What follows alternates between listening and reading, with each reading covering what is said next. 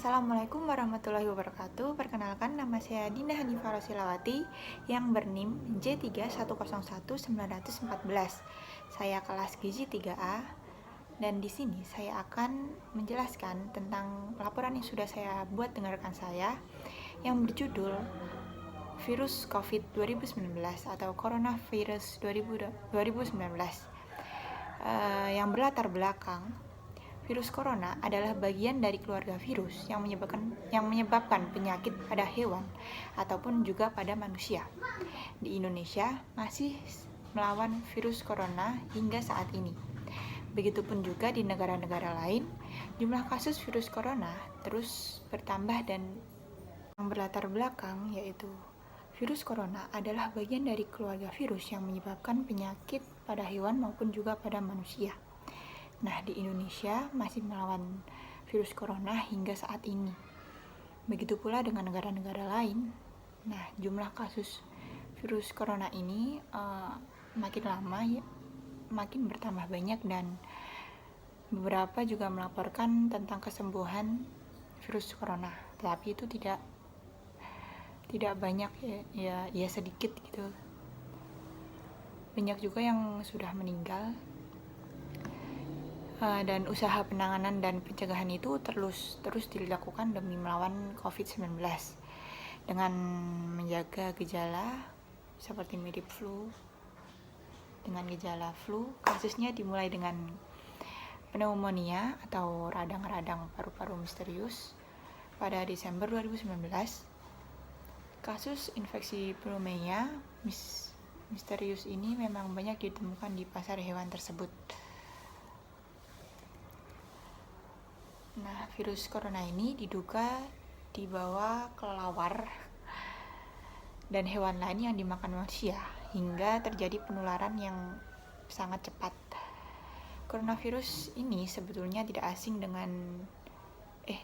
dalam dunia kesehatan hewan.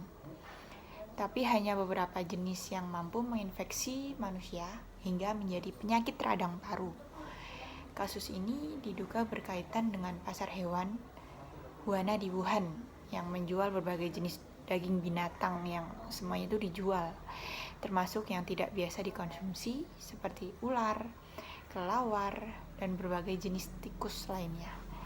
Dengan latar belakang tersebut, virus corona bukan kali ini saja membuat warga dunia panik.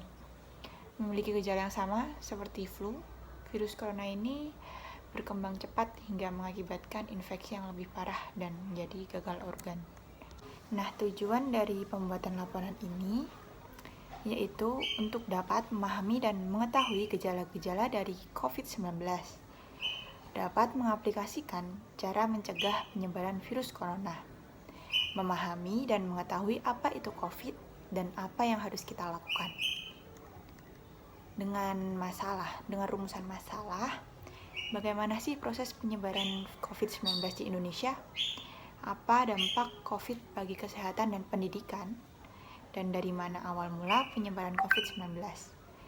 Lalu bagaimana cara pencegahan COVID-19 oleh penduduk?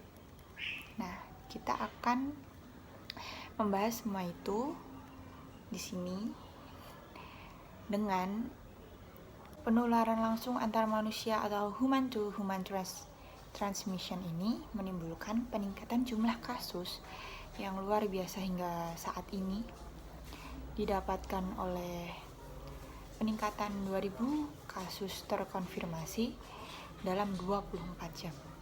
Nah, pada akhir 2020, WHO menetapkan status global emergency pada kasus virus corona ini dan pada 11 Februari 2020 WHO menamakannya sebagai COVID-19. Nah, untuk informasi tentang virus COVID ini tentunya juga masih sangat terbatas karena banyak hal yang masih dalam penelitian dan dalam data epidemiologi akan sangat berkembang juga. Untuk itu, tinjauan ini merupakan tinjauan berdasarkan informasi terbatas yang dirangkum dengan tujuan untuk memberi informasi dan sangat mungkin akan terdapat perubahan kebijakan dalam dunia pendidikan. beberapa negara menerapkan kebijakan untuk melakukan lockdown dalam rangka mencegah penyebaran virus corona.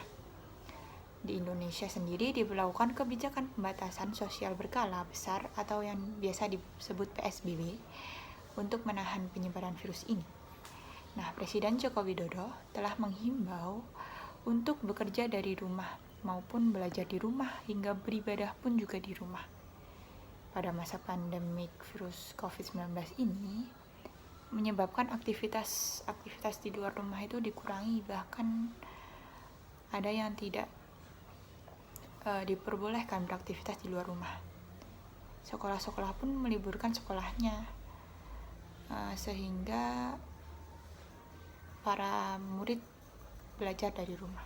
Dan walaupun lebih banyak menyerang lansia, virus ini sebenarnya bisa menyerang kepada siapapun, baik itu lansia, remaja, anak-anak,